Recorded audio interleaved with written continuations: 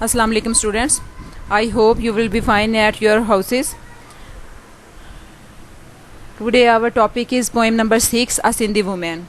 As you know, in last lecture we discussed the first stanza of the poem, we explain it and then we find the synonyms of different words. Today we start the poem. Before starting the poem, I would like to recall the past events of the poem. As we read that the poet is describing the grace of a Sindhi woman who speechlessly does all the work in the worst living conditions. The poet puts worth and dignity to this woman. The poet is praising and appreciates the working woman who has practically turned her work into an art. Now we discuss the second stanza of the poem. Second stanza is, watching her cross erect stones, garbage, excrement and crumbs of glass in Karachi slums.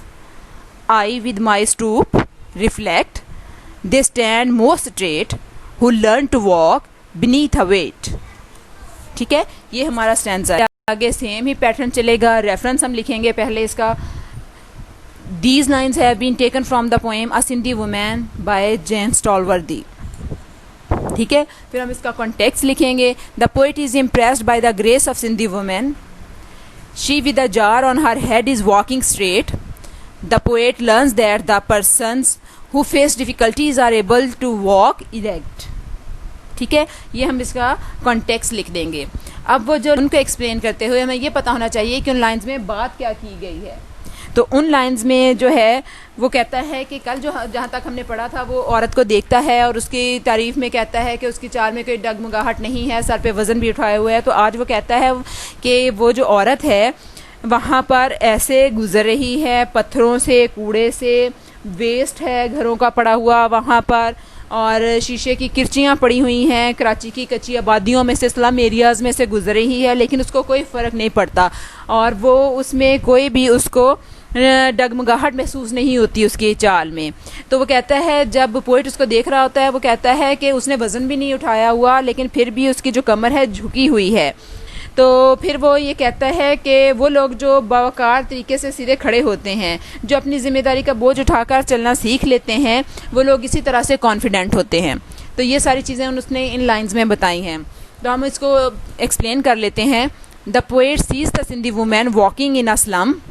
वो सिंधी औरत को जाते हुए देखता है कच्ची आबादियों से. She is walking straight through stones.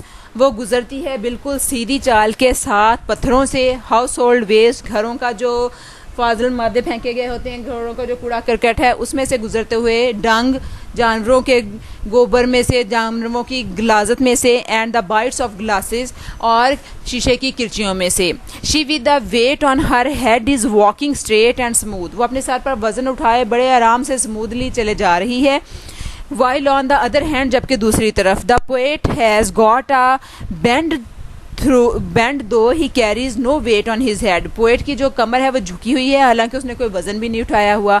At this movement, इस लम्हे में, द पोएट लर्न्स दैट, शायर ये सीखता है, that the persons who face difficulties are able to walk with their heads erect. वो लोग जो अपनी ज़िम्मेदारी के साथ चलना सीख लेते हैं वो हमेशा स्ट्रेट चलते हैं, वो इज़्ज़त व वक़ार के साथ चलते हैं, यानी कि उनको अपनी रिस्पॉन्सिबिलिटी जो है वो उठानी आ जाती है. ठीक है, तो ये आज हमारी एक्सप्लेनेशन यहाँ पर कंप्लीट हुई है. इसके बाद इसी जाके हम सिनोनिम्स देख लेते हैं कि कौन कौन से इंपॉर्टेंट वर्ड्स हैं जो यहाँ पे डिस्क्राइब किए गए हैं. पहला वर्ड है इरेक्ट. इरेक्ट का मतलब होता है सीधा, बिल्कुल स्ट्रेट. ठीक है, फिर है इसका एक्सक्रीमेंट. एक्सक्रीमेंट यहाँ पर है, ये घरों का कूड़ा करकट भी कह सकते हैं, जानवरों का जो वेस्ट है उसको भी हम कह सकते हैं. तो वेस्ट की सेंस में आएगा वेस्ट या डंग. क्रम्ब, क्रम्ब होते हैं ज़र्रात, किसी चीज़ के टुकड़े, छोटी छोटी किरचियाँ, तो इसका हम पार्टिकल्स भी कह सकते हैं. ठीक है, इसके बाद वर्ड्स आते हैं हमारे पास, वो है स्लम. स्लम कहते हैं कच्ची आबादियों को, तो इसके लिए हम वर्ड होवल भी यूज़ कर सकते हैं, होवल. ठीक है, इसके बाद वर्ड है स्टूप. स्टूप का मतलब होता है झुका हुआ होना. जहाँ पर पोएट अपने बारे में कहता है कि उसने कोई वज़न नहीं उठाया लेकिन फिर भी उसकी कमर झुकी हुई है, तो वहाँ पर स्टूप का वर्ड यूज़ हुआ है. तो उसका मतलब है बेंडिंग, मुड़ जाना, खम होना. ठीक है, ये आज के हमारे सिनोनिम्स थे.